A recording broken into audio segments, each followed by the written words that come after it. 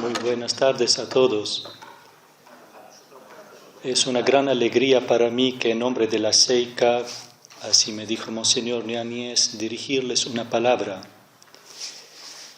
Y no puedo sino recordar a nuestro Señor en primer lugar y pensando en qué decirles hoy, porque son queridos, más que algunos de ustedes los conozco personalmente, por haberlos visitados en sus propias sedes en Argentina.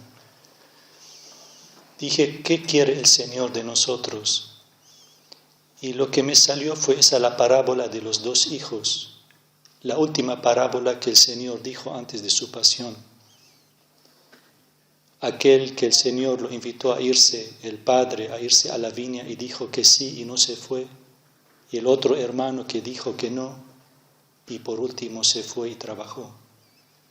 Y el Señor concluye la parábola diciendo, ¿quién de los dos ha hecho la voluntad del Padre? Una cuestión, una pregunta que es obvia, se sabía la respuesta. Pero quizás para que cada uno de nosotros pueda escuchar mejor la voluntad de Dios, Jesús hizo esa pregunta.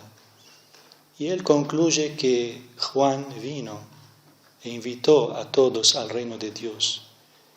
Pero aquellos que se consideraban conocedores de la voluntad de Dios se quedaron afuera, pero más bien los publicanos y las prostitutas se acercaron y entraron. Y en esa reflexión, en base a esa parábola, ese encuentro de hermanos que estamos aquí, uno no puede decir que esa parábola fue para aquellos judíos de aquel momento. Son siempre para aquellos hijos, como el Señor nos ve a cada uno de nosotros, quienes buscan hacer su voluntad. Es muy fácil quedarse en las apariencias del respeto a la voluntad de Dios, decir un sí y no cumplir.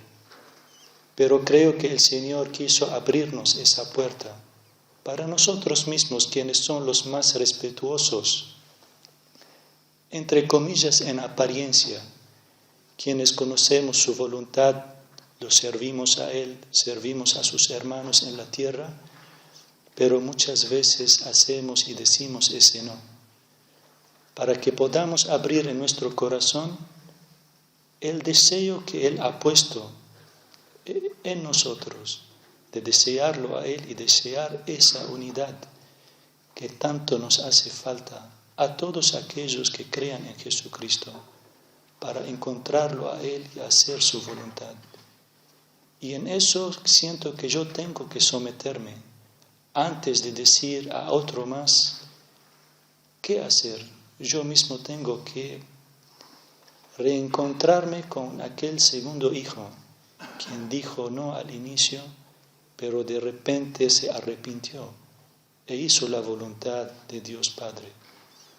Ojalá ese encuentro se haga pronto en el Señor y pronto entre nosotros.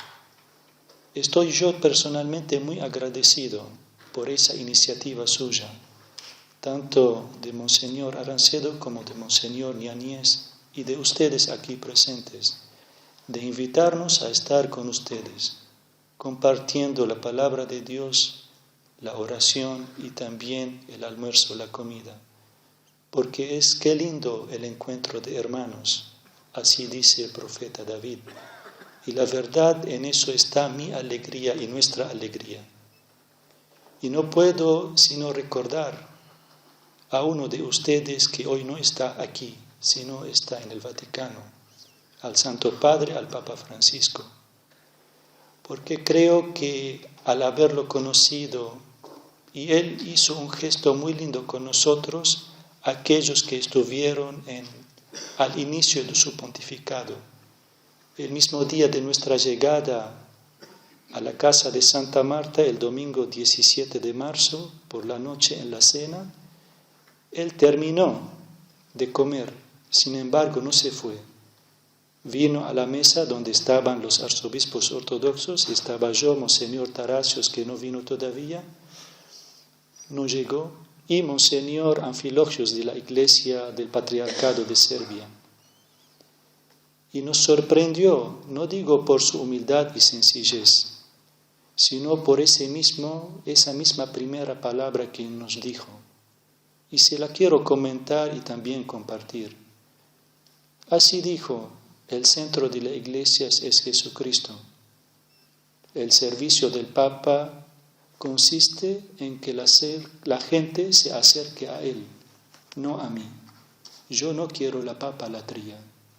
Fueron palabras muy simples, pero la compartió con nosotros y hemos sentido realmente un encuentro de hermanos.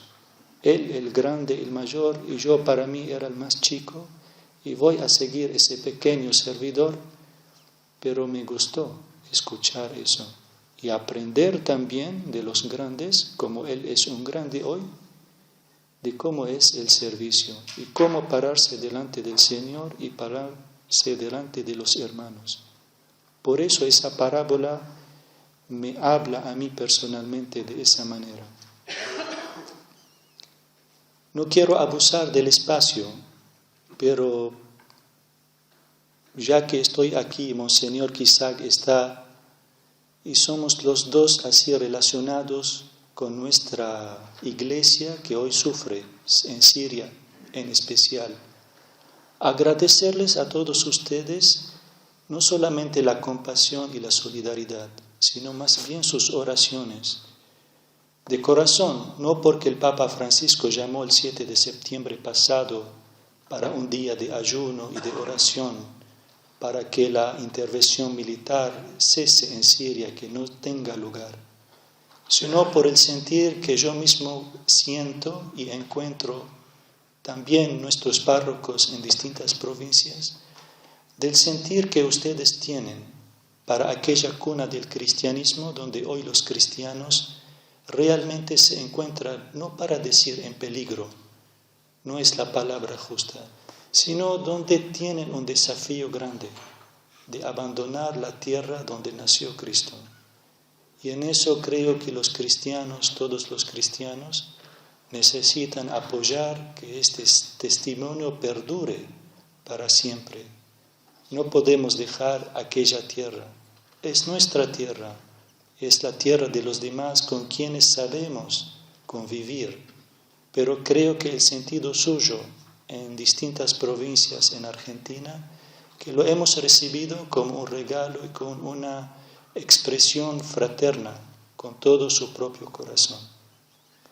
En especial recuerdo esa solidaridad que mostró la Conferencia Episcopal Argentina frente al secuestro de los dos arzobispos sirios de Alepo, Monseñor Pablo, que es primo mío, y Monseñor Juan, también, que es el arzobispo de la iglesia siriana.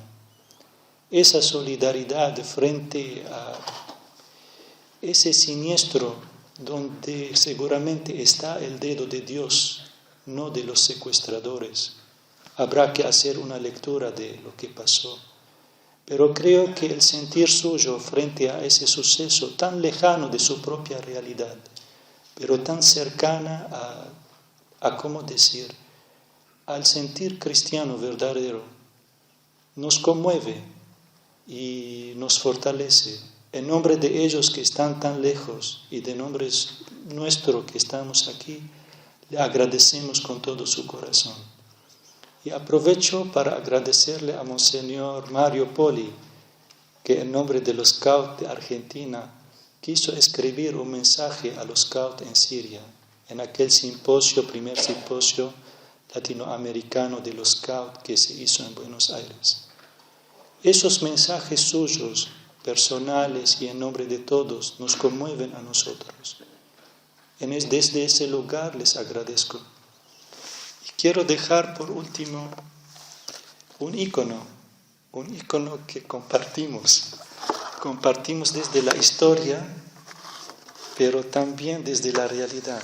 El ícono de la Virgen, la Madre de Dios, que es la Virgen del Perpetuo Socorro, como ustedes la conocen en Occidente, pero que para nosotros en Oriente se llama la Virgen de la Pasión, en el que el Señor, mirando a su propia pasión, a los elementos de su pasión, la cruz, la lanza y la esponja, la tiene a la Virgen en la mano, así acudiéndose a ella.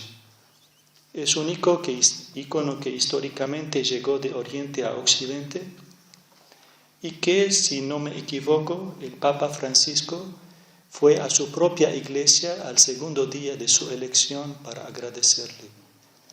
Quiero dejarle en nombre de nosotros, los arzobispos, invitados a ese almuerzo y esa oración, como expresión de agradecimiento y de fraternidad. Muchas gracias por todo.